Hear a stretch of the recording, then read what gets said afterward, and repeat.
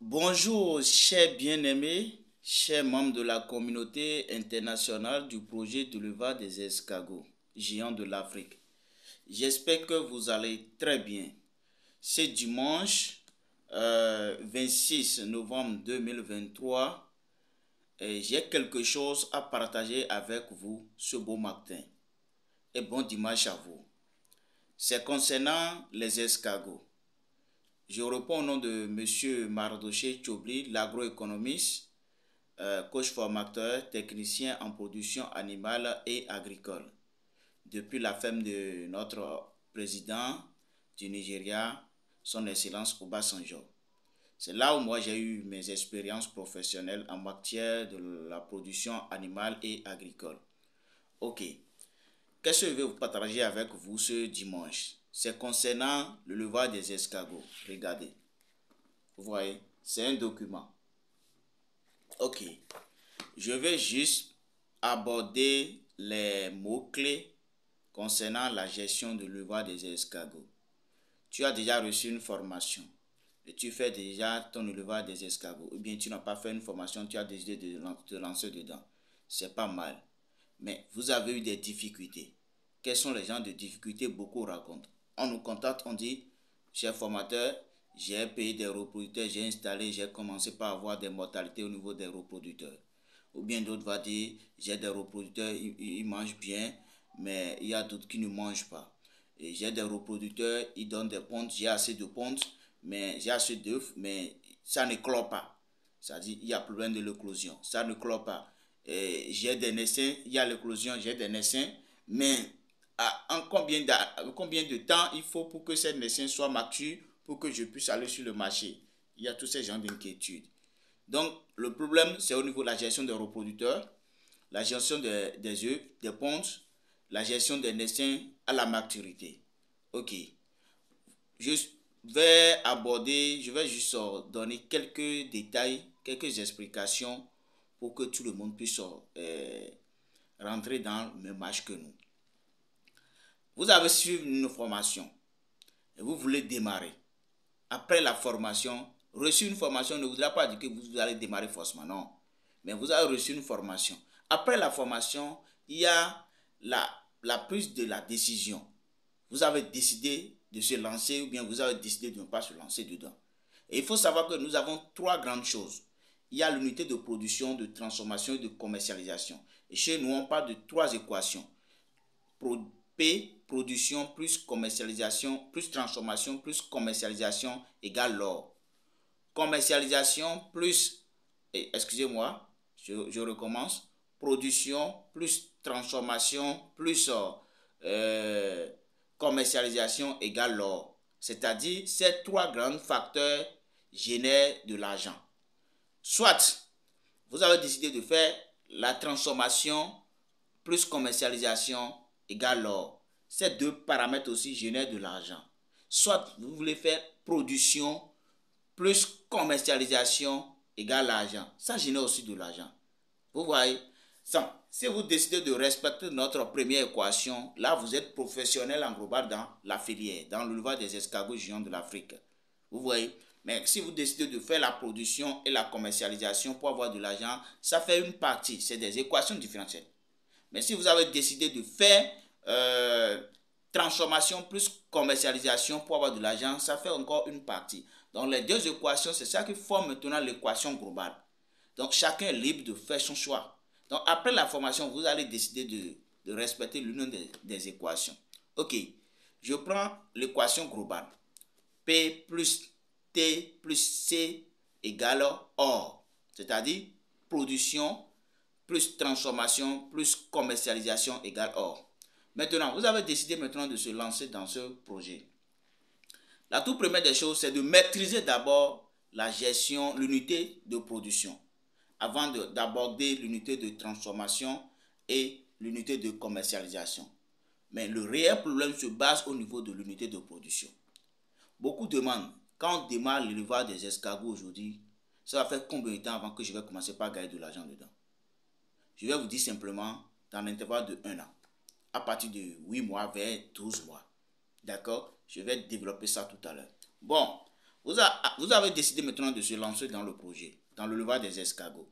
Vous avez à payer vos reproducteurs. D'abord, il faut savoir que nous avons deux types de levage.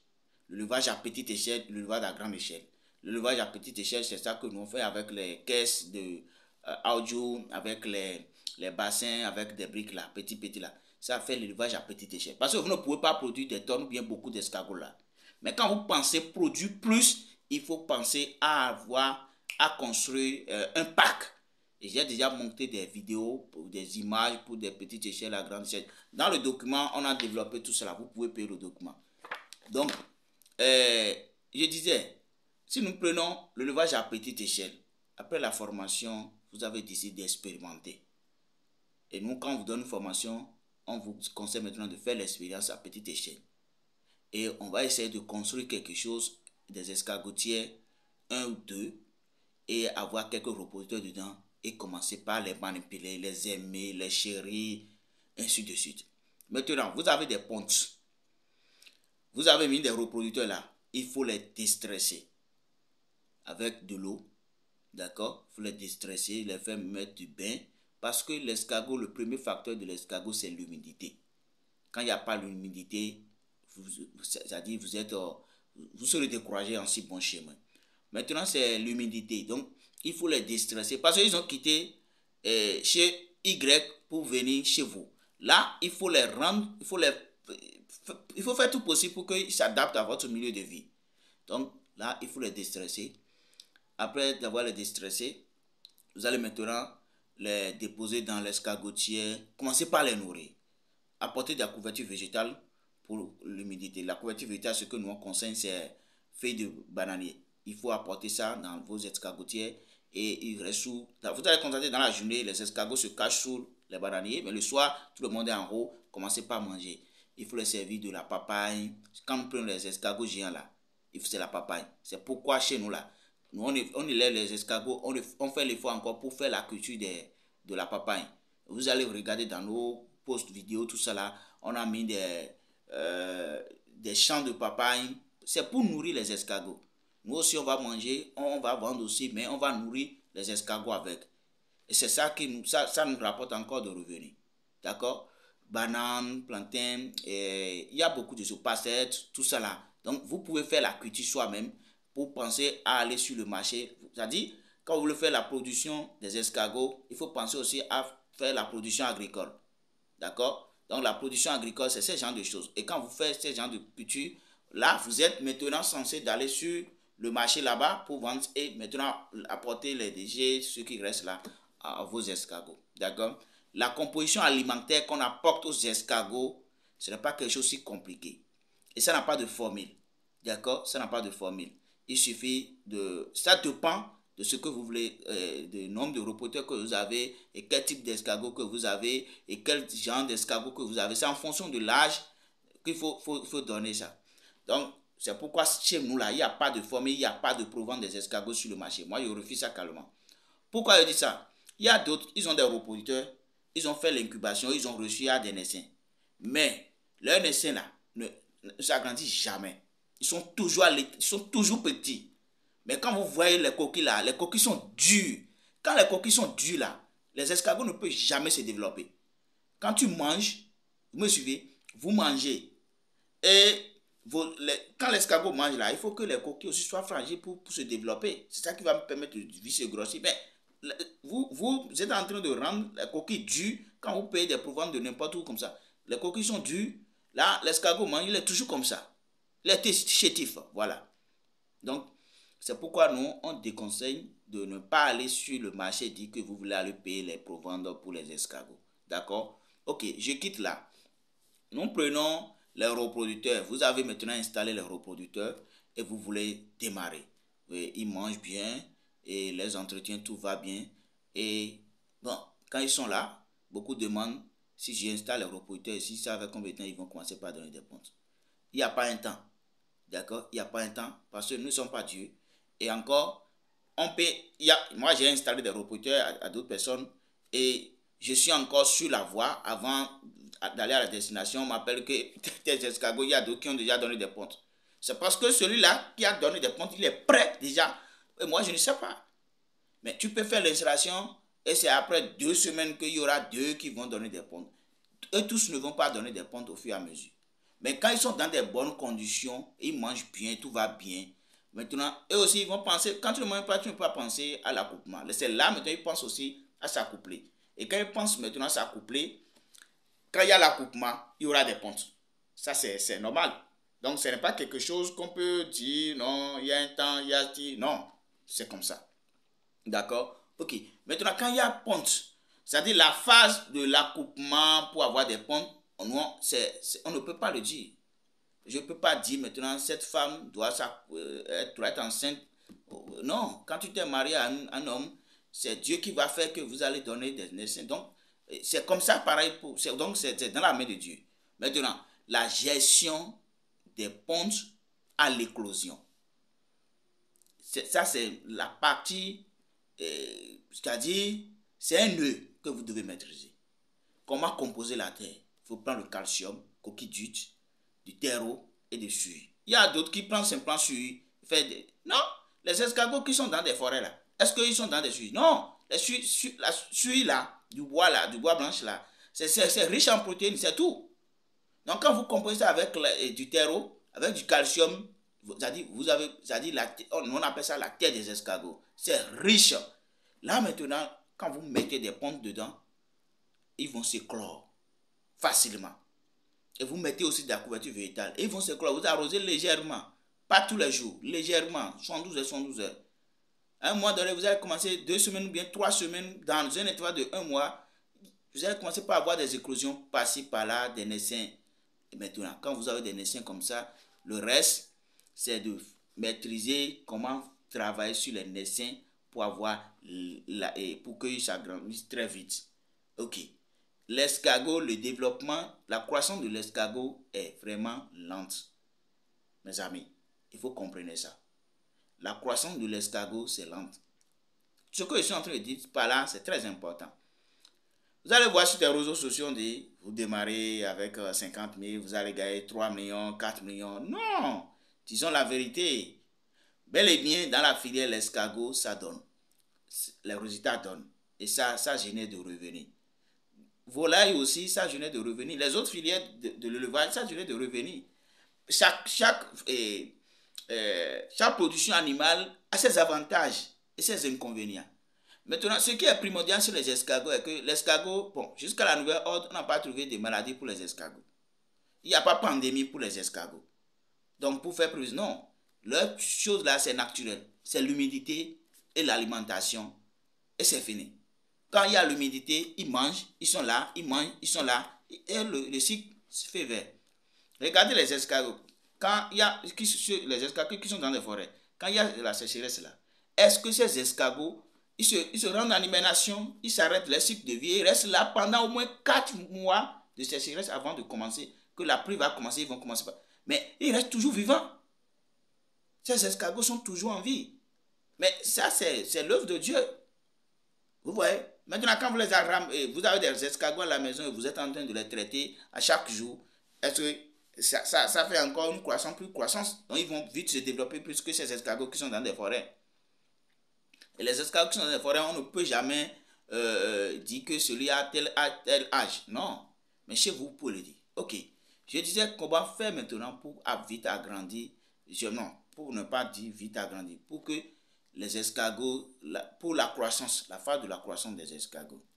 J'ai mes escargots qui ont fait la ponte, il y a l'éclosion, les naissains aujourd'hui. Je vais préparer l'escargotière riche en calcium, en protéines, d'accord? Et maintenant, les déposer dedans, la couverture végétale propre. D'accord?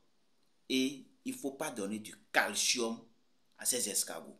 Ces naissains-là, ne donnez pas de calcium à ces escargots. Parce que quand vous donnez du calcium à ces escargots, vous êtes en train de rendre la coquille dure. D'accord? Leurs coquilles ne vont pas se développer. Mais ils seront en forme. Et ils vont manger. Ils vont voir ça vite grossir. Donc, il faut les apporter des feuilles, des papayes mûres, des pastèques, des concombres. C'est-à-dire des choses légères pendant au moins 4 mois.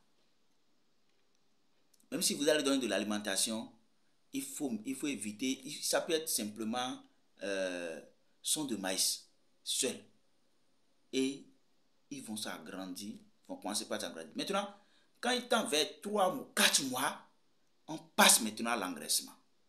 C'est là, il faut faire une composition pour eux. D'accord? Dans le document, il y a la formule, nous avons beaucoup de formules dedans, par chaque étape. D'accord? Par chaque étape, regardez bien. Nous avons beaucoup de... nous avons beaucoup des formules en fonction de l'âge qui sont dedans. Vous voyez, c'est des escargots. Donc, qu'est-ce que je suis en train de dire par là? Vous pouvez payer le document. Sur la croissance des escargots, déjà à 4 mois, il faut préparer quelque chose, alimentation composée pour les engraisser. Et vous les engraissez, vous commencez par les donner des engraissements. Et ils restent là pendant 4 mois encore, bien 3 mois.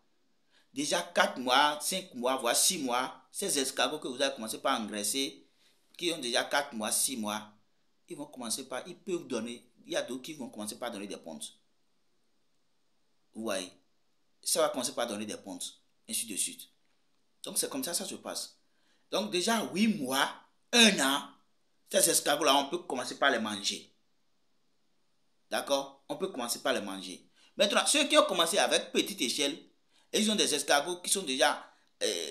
donc il faut, quand vous nourrissez bien vos escargots, vos naissins, et vous les nourrissez bien, vous contrôlez l'humidité, ces paramètres.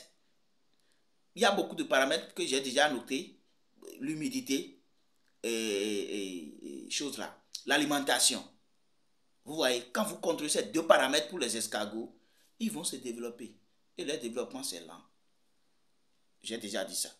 D'accord? C'est pas comme les volailles où déjà vous commencez les volailles déjà en 3 mois et on donne les proventes, on fait ci. Non, il n'y a pas de provente pour des escargots parce que c'est coquille.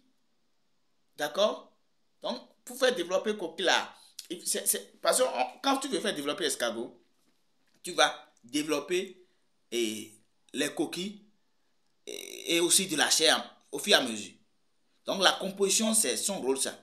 Ça a des effets sur la coquille d'escargot et l'autre chose, la chair des escargots. Donc au fur et à mesure que les coquilles sont en train de se développer, la chair se développe et là, ça va. Mais il y a d'autres, ils composent mal leur formule et la chair se développe, mais les coquilles ne se développent pas. Là, tu manges, tu es là toujours. D'accord? Il y a d'autres, les coquilles se développent, mais la chair ne se développe pas. Et quand tu prends l'escargot, c'est léger. D'accord? C'est léger. Donc, quand c'est comme ça, ça n'encourage pas le producteur. Donc, ceux qui ont démarré l'élevage des escargots, si vous respectez ce que j'ai dit brièvement, si vous avez besoin d'autres informations, il faut nous contacter. D'accord? Voici notre numéro qui est sur l'écran là. Le plus 229 94 17 37 31. Vous allez joindre directement notre secrétariat et ils vont vous apporter des explications. Si vous avez besoin de rencontrer en contact avec moi personnellement, écrivez-moi sur le plus 229 69 19 22 15. D'accord? Donc, tout ce que vous avez besoin pour mieux comprendre, c'est de savoir que quand j'ai des reproducteurs, je dois contrôler l'humidité et leur alimentation. Les regarder à chaque jour. Maintenant, l'éclosion, je vais réussir à faire l'éclosion, à faire l'incubation et faire l'éclosion. Et comment faire la gestion des naissins. Il faut les nourrir, il faut contrôler l'alimentation. Et c'est fini. Quand vous êtes à petite échelle. Maintenant, quand nous sommes à grande échelle, c'est là où moi je parle beaucoup. Quand nous sommes à grande échelle sur la réalisation des packs, regardez des escargots. Vous voyez, pack d'escargots. Je veux faire une production à grande échelle. Là, maintenant, il faut construire un pack, une grande unité de production. Regardez un pack. Vous voyez, regardez. Ça, c'est un pack d'escargots. C'est plus de 500 mètres carrés. D'accord? C'est plus de 500 mètres carrés. Regardez. Vous voyez, c'est des packs. Ok. Nous, on a fait beaucoup d'expérience avec les packs. J'ai installé un pack au Cameroun tout récemment. Et ça fait exactement 1 an. On a installé 200 reproducteurs de AM. Mais aujourd'hui, nous sommes à plus de 3000. J'ai reçu, le lever vient de m'envoyer des témoignages que Après l'installation, il a bien respecté tout ce qu'on a dit. À chaque fois, il nous contacte pour des renseignements. Maintenant, il est à 3000 escargots. Il est à 3000 escargots. Or, il va investir combien sur ces escargots? Parce que tout ce que l'escargot va manger, là, nous on fait la culture sur la ferme. Donc, on n'a pas besoin d'aller sur le marché à payer quelque chose avant de donner aux escargots. Et ils sont là. Et avec 200, lui, il est à 3000. Regardez. Et le reproducteur, lui, il a payé le reproducteur à 1000 francs l'unité. D'accord? Et il a commencé, ça fait 200 000. Maintenant, si lui veut vendre ces 3000 reproducteurs, ça fait combien? Vous calculez pour regarder. Même si on va enlever 100 pour dire que les 100 supplémentaires, c'est pour la gestion jusqu'à ce stade, ça veut dire qu'il a 200 de bénéfices, 200 reproducteurs de bénéfices. Et mon ami, lui, a décidé de transformer, et il transforme déjà. Et il a voir ses résultats. Donc, au Bénin aussi, on a installé des packs et c'est en cours. Il y a beaucoup qui sont en cours de traitement. D'accord? Donc, qu'est-ce que je suis en train de dire par là? L'élevage à grande échelle, quand nous prenons les packs, les escargots, c'est dans eux, leur milieu naturel, c'est dans des forêts. Donc, toi aussi, tu vas créer ton écosystème. Déjà avec 25 mètres carrés, 500 mètres, 50 mètres carrés. Ça dépend, 100 mètres carrés, 200 mètres carrés. Ça dépend. Même en Côte d'Ivoire, on est en train de construire des parcs sur un demi-hectare. D'accord? Des parcs sur un demi-hectare. D'accord? Au Nigeria, tout près ici, c'est plus de 5 hectares qu'on est en train d'installer des parcs. D'accord? Vous pouvez vous renseigner sur le Maroc. Allez sur le YouTube et regardez pour nos leaders qui sont dans le Maroc là-bas. C'est-à-dire des packs d'escargots là. Eux là, c'est des packs d'escargots. Là, vous produisez sans inquiétude. On crée l'écosystème. Et on ne se lève pas pour réaliser un pack. Jamais. Il faut avoir des techniciens du domaine. Pourquoi il dit ça? Parce qu'il sait de quoi je parle. Sinon, vous allez investir et vous serez arrêté en si bon chemin. On dit que le levage des escargots ne nécessite pas beaucoup d'investissement. Que vous pouvez démarrer avec 0 francs. Ça, ce n'est pas vrai. Bon, c'est une manière de marketing. Moi, je dis simplement la vérité. Tu ne peux jamais démarrer. On dit même que ça ne nécessite pas beaucoup d'investissement. Mais comparativement à d'autres types d'élevage, parce qu'on a étudié sur le projet d'aviculture, porciculture, pisciculture, et on a comparé ça à la chitiniculture. Et c'est là qu'on a fait une comparaison. Et c'est là qu'on a compris que l'investissement, après les calculs, les statistiques, tout, on a compris que l'investissement en la chitiniculture est strictement inférieur aux autres types d'élevage. Cela ne voudra pas dire que vous n'allez pas investir. Non. Tu peux investir des millions dedans. J'ai dit des millions. D'accord? Tu peux investir des cent quelque chose de mille, de 200, 500 000. Mais c'est aussi de l'investissement. Il y a des gens qui, même pour démarrer avec 50 000, c'est difficile pour eux. Mais il y a d'autres qui sont prêts pour démarrer avec 2 millions, 3 millions, même jusqu'à 1 milliard, quelque chose. C'est en fonction de votre vision. D'accord? Donc, l'élevage en pack, vous allez gagner dedans. Regardez dans un pack ici. Regardez. Ici, nous sommes dans un pack. Vous voyez des escargots. Regardez. L'autre côté aussi, c'est dans un pack. Donc, c'est-à-dire, moi, vous allez me voir au milieu des deux packs. J'aime bien les packs. Voilà pourquoi je me suis bien centré. Donc, je travaille beaucoup sur des packs parce que je veux que tout le monde gagne dans des escargots. Donc, pour gagner dans le l'élevage des escargots, il faut penser d'installer un pack. Parce que vous voyez, quand on parle de l'élevage à petite échelle, tout ce que j'avais dit au début, pour surveiller la surveillance là, ça nécessite beaucoup de surveillance. Mais quand nous prenons l'élevage à grande échelle, en pack là, ça ne nécessite pas beaucoup d'investissement. Beaucoup de surveillance, excusez-moi. Beaucoup de surveillance. D'accord? Parce que les escargots sont libres et dans l'écosystème, on fait de telle sorte que leur alimentation, tout est là. Quand les escargots sont dans des forêts là, qui les nourrit? Qui les nourrissait? Personne ne leur apporte à manger. C'est eux-mêmes, ils se gèrent entre eux-mêmes. Mais ils mangent quoi? Mais quand même, à un moment donné, quand la pluie va commencer, ils vont s'agrandir. Donc, c'est un peu ça. Donc, quand nous prenons les escargots, qui créent l'écosystème et les conditions sont favorables. J'ai assez de vidéos sur des parcs d'escargots qui sont sur notre page. Allez regarder. Allez regarder. Mais tout ce que je vous conseille là, il ne faut pas se réaliser le parc par soi-même. Il y a des conditions. Ça, on dit bel et bien que ça ne nécessite pas beaucoup d'investissement. Ça nécessite d'investissement. Par exemple, si nous on va construire un parc de 50 mètres carrés maintenant, il faut 1,5 million.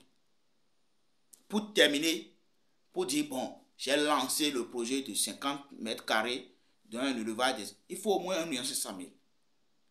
D'accord? Parce que nous, on ne va pas utiliser des matériaux pour que demain on va commencer par. Non, c'est quelque chose qu'on veut construire qui va rester. D'accord? Donc, ça dépend. Si c'est 100 mètres carrés, 500 mètres, 1000, 800 mètres carrés, on est en train d'installer un parc sur 800 mètres carrés dans notre zone. Donc, il s'agit, c'est à vous maintenant de savoir comment vous pouvez s'organiser pour réussir à ce projet. On dit ça ne nécessite pas d'investissement. Non, non, ça nécessite d'investissement. Mais en parc là, la surveillance, c'est pas si les autres quoi. D'accord? Et les escargots donnent les résultats dedans. Et un an après, vous commencez par ramasser des escargots. Et vous pouvez commencer par vendre ces reproducteurs à d'autres éleveurs. Déjà. D'accord? Vous pouvez commencer par vendre ces reproducteurs à d'autres éleveurs. Et vous gagnez de l'argent. Aujourd'hui, par exemple, on nous contrate, quand on finit des parcs, on a besoin des reproducteurs, mais c'est des gens, des éleveurs, des gens qu'on a donné la formation et ils travaillent. C'est ceux-là que nous on contrate pour avoir des reproducteurs. Parce que nous, on ne prend pas les escargots du marché pour dire qu'on veut faire l'élevage. Non. Parce que le risque, là, c'est énorme. Le risque est énorme. Donc, pour éviter ces genres de risques, il faut s'occuper des escargots qu'on a déjà installés, qui sont élevés par un éleveur, pas un centre agricole, un projet, tout ça là. D'accord? Donc, en quelque sorte, c'est comme ça ça se passe. Par exemple, bon, nous, quand on veut exploiter des reproducteurs, moi, je pars directement sur le Nigeria et je prends les reproducteurs parce que nous, on a des parcs là-bas. Donc, c'est là-bas que je prends des reproducteurs, je viens ici et je les traite et je vends ça à ceux qui ont lancé des demandes. Vous voyez? Donc, c'est pourquoi quand on lance des demandes chez nous, en même temps, tu ne peux pas recevoir. On peut te donner une semaine, bien 2 semaines. Et l'escargot vient, on fait des traitements encore et on vous sert ça. Donc, en quelque sorte, c'est comme ça, ça se passe. Donc, nous, notre objectif, c'est penser à la production. Il y a beaucoup qui nous contactent, ils en ont besoin des escargots. Quand nous rentrons dans la saison pluvieuse, il y a confrontation entre les escargots élevés à domicile et les escargots sauvages. Et on n'arrive pas à distinguer le prix. Maintenant, quand nous rentrons dans la saison sèche, les escargots qui sont en forêt se cachent. Et aujourd'hui, il y a plusieurs facteurs qui font qu'on n'en trouve pas beaucoup d'escargots. Il y a le feu de brousse parce qu'on veut faire de l'agriculture, il faut mettre du feu dans des brousses. On veut aussi apporter des herbicides pour la lutte contre des mauvaises herbes, tout ça là dans des champs. Donc, on est en train de tuer ces espèces. D'accord? Il y a aussi, dans la saison sécheresse, il y a des gens qui ramassent des escargots, ils m'actuent, tout. Donc, d'ici peu de temps, vous allez constater les champs qu'on ne s'occupait même pas, qui sont des forêts. Aujourd'hui, il y a des lotissements, tout est bien en place et les gens sont en train de construire parce que l'effectif augmente en Afrique. Donc, on est en train de construire par-ci, par-là, en train de détruire des forêts pour construire des usines, tout cela. Donc, il faut qu'on ramène les escargots à la maison et les élever comme on est en train de faire la promotion des volailles et autres. Donc, voilà un peu nous, notre objectif. Au niveau on est en train de travailler sur le projet d'élevage des escargots géants de l'Afrique. Notre objectif, c'est l'unité de production, de transformation, de commercialisation des escargots géants de l'Afrique.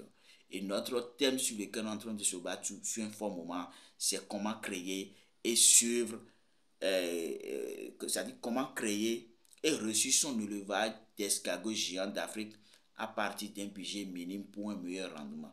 Quand je dis budget minime, beaucoup pensent que c'est avec des 5 000, des 10 000. Non, ce n'est pas ça. Mais vous pouvez démarrer avec ce que vous avez. C'est en fonction de ce que vous avez. Par exemple, beaucoup me demandent, je veux que vous allez me faire un budget. Quand je fais un budget, on dit, coach, c'est trop parti, je ne peux pas. J'ai dit, maintenant, toi, tu as combien pour démarrer? Tu veux investir combien dans ce projet? On me dit, j'ai 30 000, j'ai 50 000, j'ai 500 000, j'ai... Quand on me dit là, j'ai dit, ok, c'est en fonction de ça, maintenant, je vais te rédiger ton projet. Et c'est comme ça, en fait. D'accord? Donc, c'est un peu ça. Alors, tout ce que je suis en train de dire ce beau dimanche, j'invite mes chers collaborateurs, chers membres de la communauté internationale du projet de l'élevage des escargots, qu'on n'a qu'à penser à produire des escargots. Parce que les avantages qui sont liés aux escargots sont énormes. Énormes. Dans des produits, si nous prenons, nous avons 4 parties qui nous génèrent des revenus sur les escargots. Nous avons la chair, et les avantages de la chair, c'est énorme. Nous avons les coquilles qui jouent beaucoup de rôles. Et tout est écrit dans le document. Nous avons les viscères qui jouent le rôle de l'engraissement. Nous avons aussi la bave d'escargot, c'est-à-dire les liquides là. Nous avons ça qui est vraiment beaucoup demandé dans des produits cosmétiques. Vous voyez.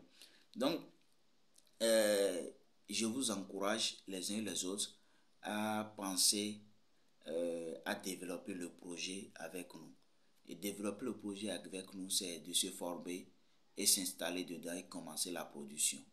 Et vous allez regardez, quand il y a des festivals, des cérémonies par-ci par-là, toi, tu n'as jamais vu quand tu es parti, on te sert maintenant la chair des escargots sur des riz, bien dans quelque chose, c'est des poissons, des poulets chers, d'accord, d'autres animaux. Mais pourquoi pas escargot?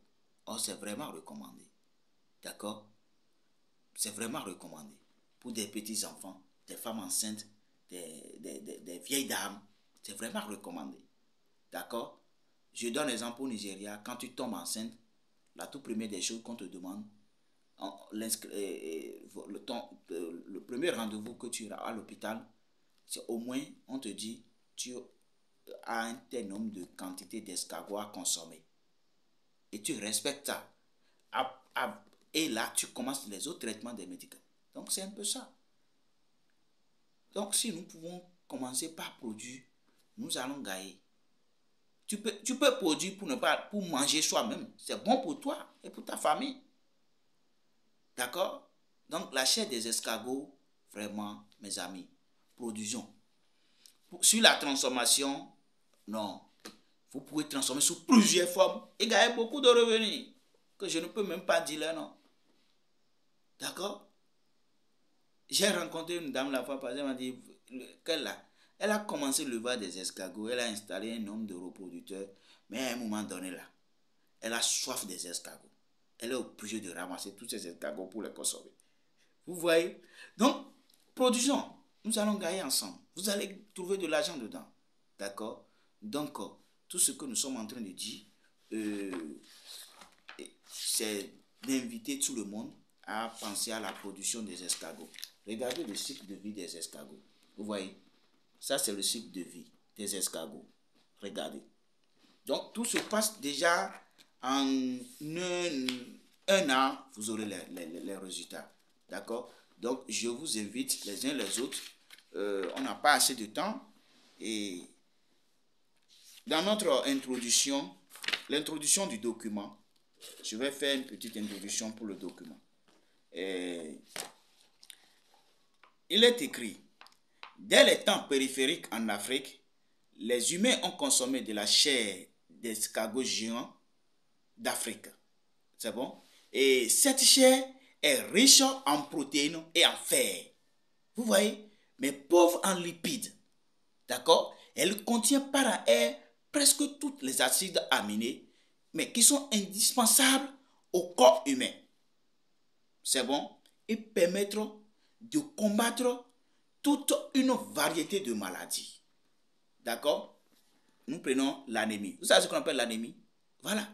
Donc l'anémie. Donc aussi de la coqueluche, la chair d'escargot fait partie des remèdes efficaces dans le traitement de l'anémie. Vous voyez, l'anémie là, si vous connaissez déjà des conséquences de l'anémie, donc nous devons la traiter. Donc, elle est recommandée pour combattre, elle est recommandée dans la médecine populaire. Alors, j'invite, par exemple, si nous prenons les ulcères, et j'ai ulcère, j'ai asthme, il faut consommer la chair d'escargot. D'accord? Les escargots géants en Afrique occupent aussi une place importante dans la médecine populaire. Vous voyez, j'ai donné l'exemple de Nigeria tout à l'heure. On a dit, le liquide brûlate restant dans la coquille d'escargot, quand vous tuez les escargots là, il y a des liquides brûlats qui sont dans la chair des escargots.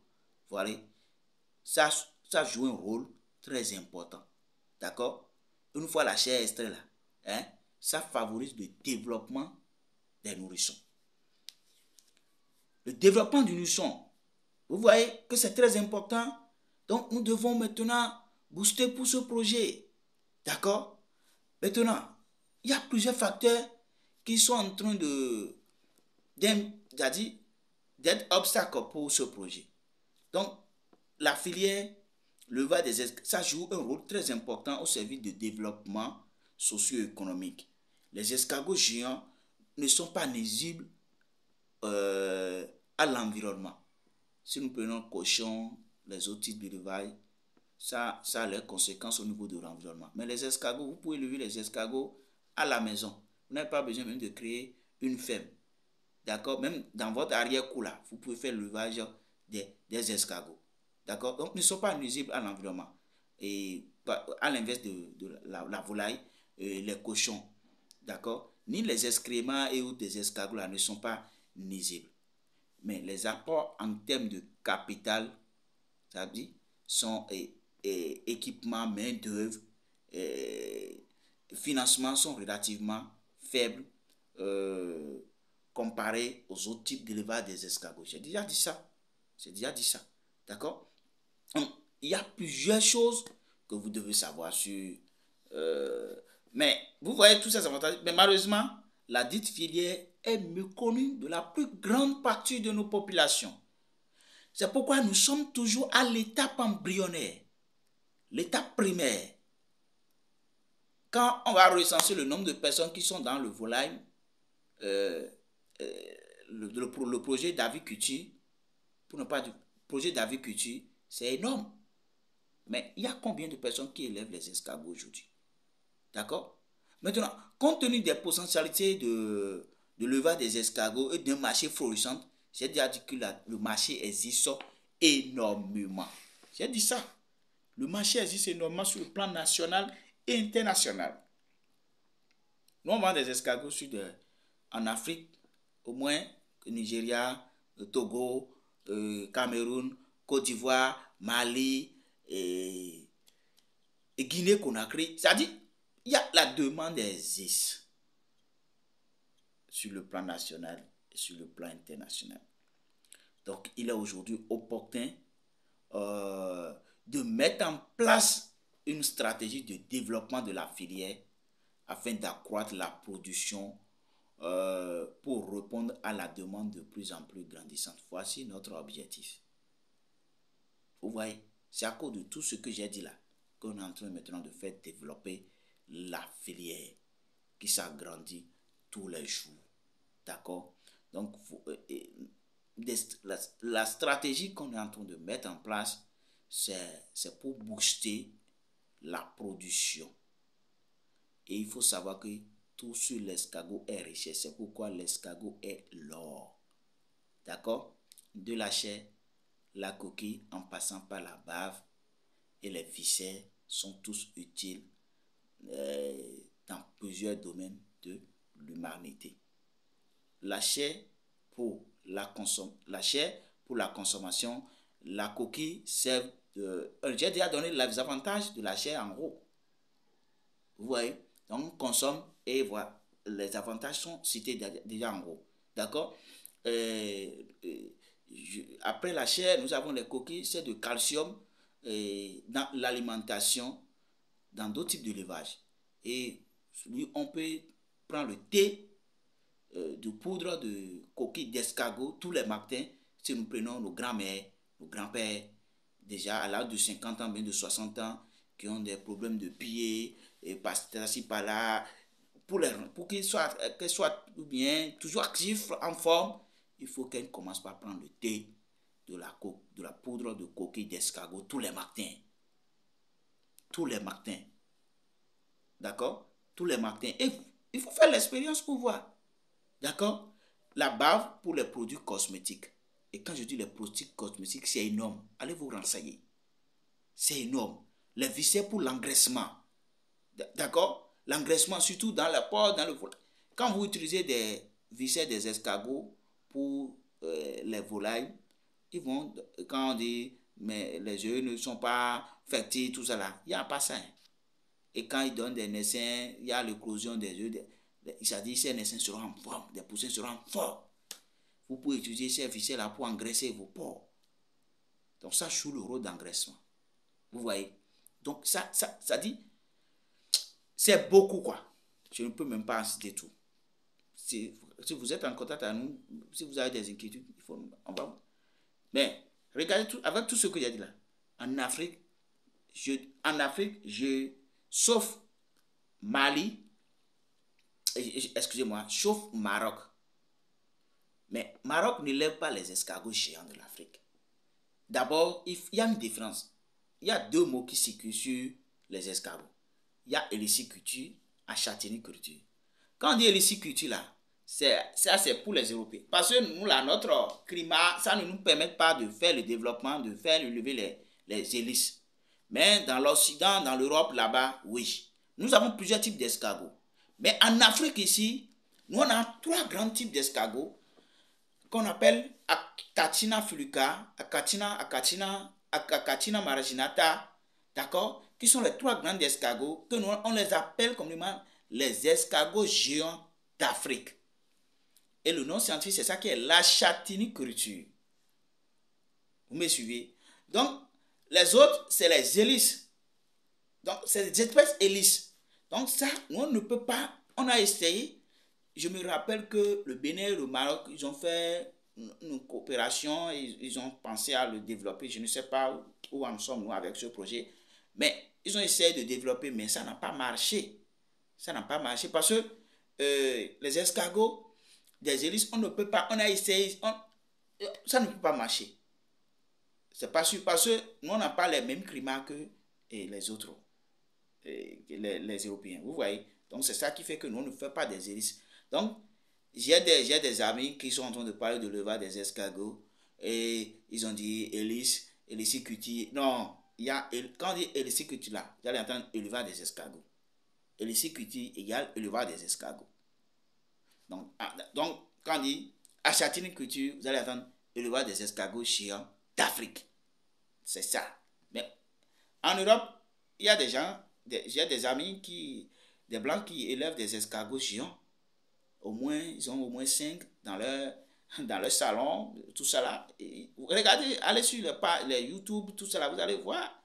D'accord? Donc, maintenant en Afrique là, avec tout ce que j'ai dit là, malgré de fortes demandes et sur le plan national et international, il y a peu d'élevage des escargots géants commerciaux. D'accord? Donc, comme on en trouve dans d'autres continents, maintenant, nous devons maintenant booster pour ce projet. Excusez-moi. Nous devons booster maintenant pour ce projet pour amener des stratégies possibles pour mieux développer. D'accord? En Afrique, où la chair est vraiment demandée, mais les populations des escargots sauvages sont considérablement commencées par chuter parce que, j'ai déjà cité, les feux de brousse, l'utilisation des pesticides, la déforestation et l'urbanisation. Quand je donne naissance à un enfant, quand il va grandir, il va trouver de l'argent, il va acheter de l'espace pour construire. Ici, maintenant, nous, on a construit. C'était une grande brousse qu'on a payée, on a construit, on est là. Donc, l'urbanisation, tout cela, mais les escargots qui étaient ici, eux tous sont morts. On ne peut plus avoir des escargots dans les forêts ici. D'accord? Donc, quand on parle de l'urbanisation, on n'a pas le choix. D'accord? Et l'agriculture, même sur brûlerie. Et le ramassage des escargots immatures qui sont dans des forêts. Donc, tout cela fait que nous devons booster pour ce projet. Donc, il est maintenant, en conclusion, il est donc important d'encourager cette ressource. D'accord, mes chers membres de la communauté internationale, je vous remercie beaucoup. Il est maintenant important d'encourager cette ressource. Être indifférent de ce projet, c'est un crime pour moi. Voilà pourquoi nous on se bat tous les jours pour faire développer la filière. Et alors, c'est dans cette optique que ce dimanche, je me suis dit, non, j'ai quelque chose à partager avec la communauté internationale du projet de l'élevage des escargots géants. Je réponds au nom de M. Mardoché Tchobli, l'agroéconomiste, technicien en production animale et agricole, et coach formateur au niveau de la production animale et agricole. On ne travaille pas simplement sur les escargots, hein, en général sur la production animale et agricole. Et on fait partie aussi du projet de l'élevage des escargots géants qu'on est en train de développer.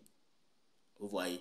Donc, et je vous invite les uns et les autres à travailler sur l'unité de production, de transformation et de commercialisation.